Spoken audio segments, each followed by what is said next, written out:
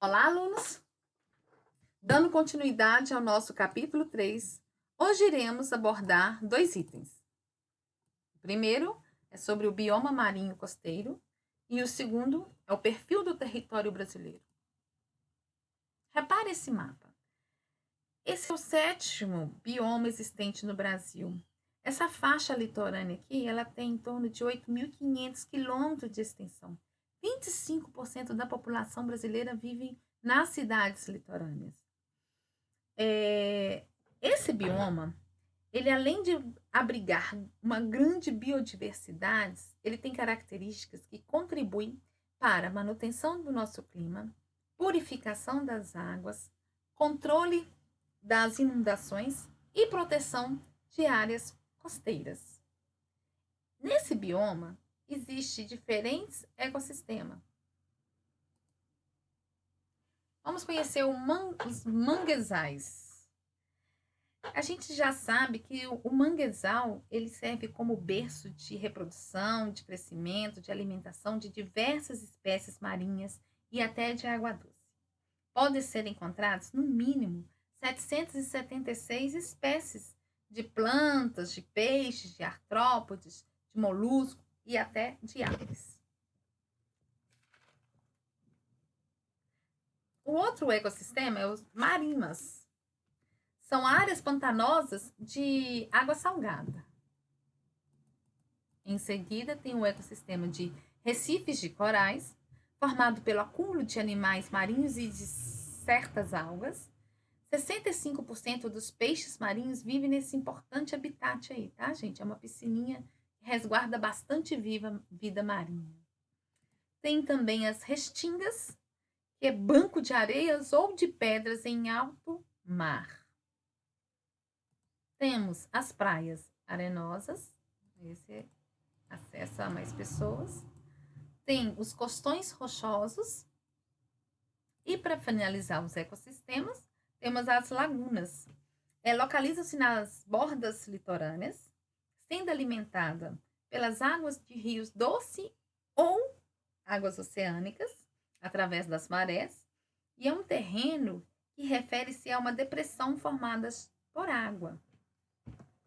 O fato de possuir baixas altitudes, solo e climas variados, águas oceânicas quentes e frias, torna, gente, impossível definir esse bioma com uma característica comum a todos eles, tá?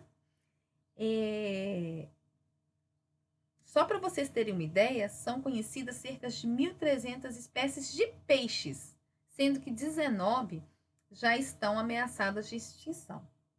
E por ser uma das principais áreas urbanas e econômicas de nosso país, a zona costeira vem sofrendo intervenções humanas, o que tem provocado impactos nesse bioma.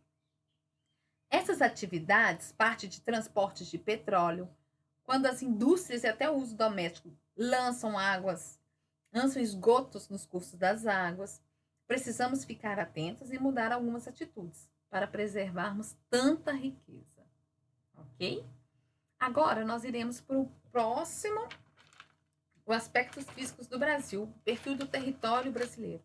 O relevo brasileiro divide-se em planalto, planície e depressões. Vamos conhecer as características de cada um.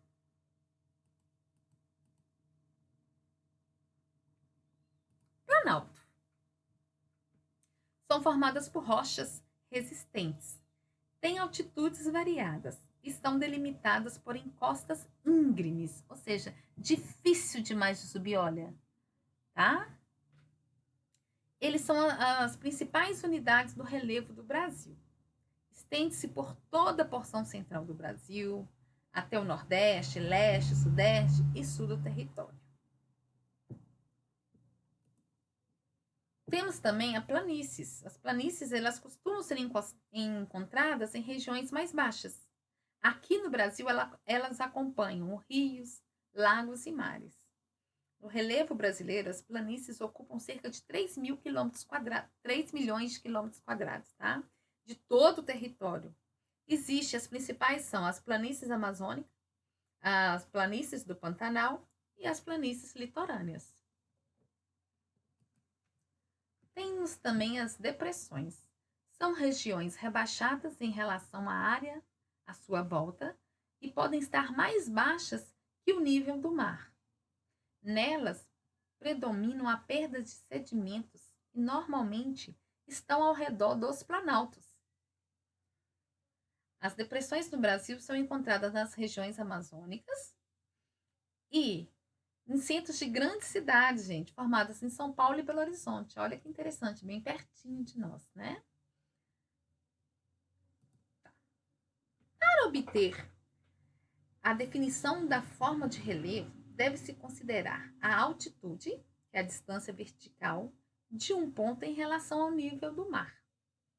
Repara esse mapa aqui para vocês verem. Aqui o verde representa locais da depressão no Brasil, o amarelinho as planícies, muito pouco comparado com essa grande extensão do Brasil, e os planaltos de laranja, certo?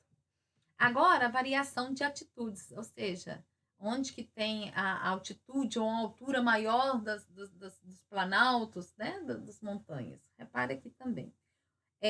Quanto mais vermelho, mais alta é a altitude. Então, aqui, repara Minas Gerais, como foi falado. Minas Gerais aqui, olha. Tá bom? Ao compararmos esses dois mapas, podemos entender que as áreas de menor altitude são marcadas pela unidade de relevos, depressão. E as áreas de maior altitude correspondem aos planaltos, tá? Vamos lá. Vamos entender como é feita essa medição. A variação de altitude. Para conhecer mais sobre as características dos relevos, utilizamos perfis topográficos. É esse daqui. Vamos observar vamos aprender como é que a gente usa ele aqui. Ele indica a oscilação das altitudes. Ou seja, traçamos no mapa, vamos reparar aqui nesse mapa, a gente traça uma linha horizontal aqui, de A até B, tá? Depois, anotamos os valores das altitudes encontradas ao longo desse corte. Os perfis apresentam dois eixos. No eixo horizontal, esse aqui, olha, onde que tá aqui? 710, 1420, tá? Indica a distância do ponto A até chegarmos ao ponto B.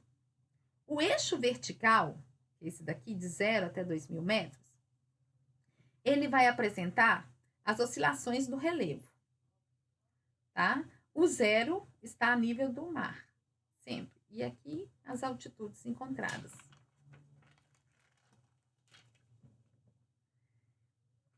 Ok. Então, dessa forma, eu consigo analisar toda essa trajetória de A até B, aonde que está o ponto mais alto, o ponto mais baixo, até chegarmos na faixa litorânea, que é uma planície, ao nível do mar. Aqui no B é onde chegamos ao mar, tá, gente? E a distância entre essas duas cidades chega a 5.888 quilômetros. Ok. Agora, vocês deverão assistir a esse link, que vai falar um pouquinho sobre os tipos de relevo do Brasil. Em seguida, vocês deverão ler as páginas 69 a 72.